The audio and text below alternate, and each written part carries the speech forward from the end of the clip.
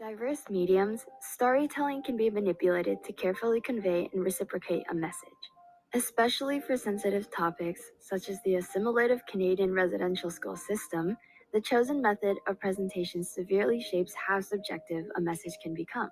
The tragic story of Channy Wenjack, a residential school escapee, has both graphic and written interpretations of his school flight, both yielding highly distinctive meanings. With the two portrayals of said story, codes and conventions provide particular advantages in delivering the content of each sort, and the implicit and explicit literary compositions of the stories also define how effectively the subject matter can be understood. Ultimately, between the animated film and published article depicting the story of Channy Wenjack, the graphic representation better engages the viewer to a message with its sensory-stimulating means of presenting the detrimental experience of residential schools in Canada.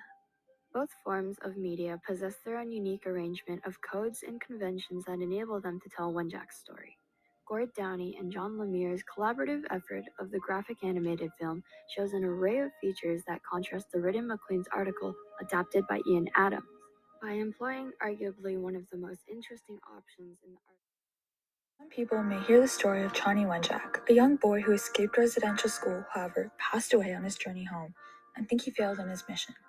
Despite facing death, it is evident that he succeeded in raising awareness about the corruption of residential schools and how gruesome they were. There are two different mediums used to share Channy's story that will be analyzed in this essay. The animated film titled The Secret Path, created by Gord Downey and Jeff Lemire, as well as Maclean's article, The Lonely Death of Channy Wenjack, written by Ian Adams. Using these two outlets to reflect upon the purpose of using different methods to share a message, the comparisons used will be the codes and conventions and the implicit versus explicit messages of each media. While both mediums narrate the woeful story of Channy, the graphic text does so more effectively than the written text because